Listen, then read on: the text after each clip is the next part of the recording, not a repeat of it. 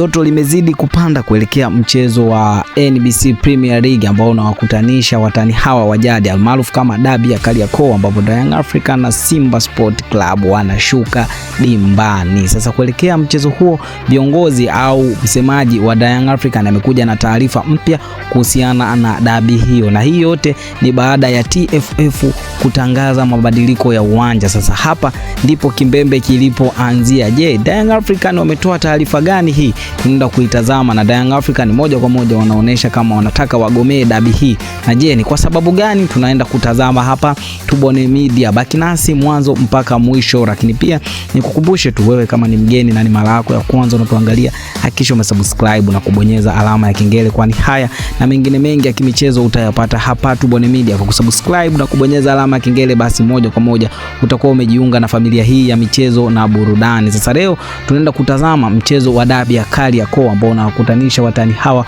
wa jadi Young African na Simba Sport Club. Na ikumbukwe mchezo uliopita kwenye mkondo wa kwanza ulipigwa kule kwenye dimba la New Amani Complex visiwani Zanzibar, ambapo Young African ndiye alikuwa mwenyeji wa mchezo huo huku Simba Sport Club akiwa mgeni wa mchezo huo. Sasa mkondo wa pili ndio unakaribia, ambapo Simba Sport Club ndiye anakuwa mwenyeji wa mchezo huo, Young African anakuwa mgeni wa mchezo huo. Na ikumbuke kwamba sheria za NBC, sheria za TFF zinamruhusu mwenyeji kuandaa maandalizi ya uwanja au kutaja uwanja ambao utatumika kwenye mchezo wa dabi. Tunakumbuka dabi ya kwanza mkondo uliopita Young African alikuwa na faida ya kuwa yeye ndiye mwenyeji, basi akaamua dabi hiyo ikapigwe kule visiwani Zanzibar kwenye dimba la New Amani Complex. Sasa hivi ni zamu ya wekundu wa Msimbazi Simba Sport Club ambao tayari wameshaamua kwamba mchezo huo itabidi upigwe pale Meja Jenerali Samuyo, na TFF imethibitisha kutokana na sababu alizozitoa TFF kwamba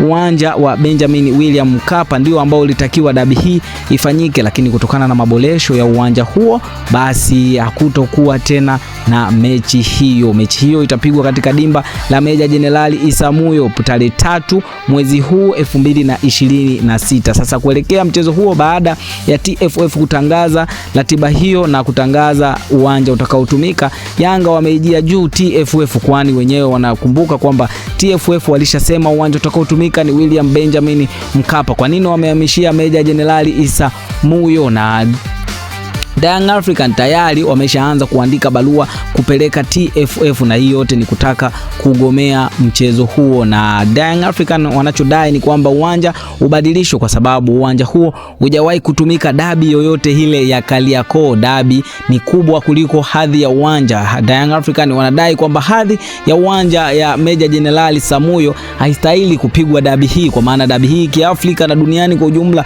ni kubwa sana, hivyo inahitaji uwanja wenye hadhi ambao utatumika kwenye mchezo huo. Sasa jibu la TFF bado wajatoa majibu kuhusiana na barua walioiandika Young African kwenda TFF kwa ajili ya kutaka kubadilisha uwanja. Sasa je, TFF watakuja na majibu gani? Yote tutakuletea hapa Tubone Media. Na je, TFF watachukulia vipi uangalizi wa barua ya Young African?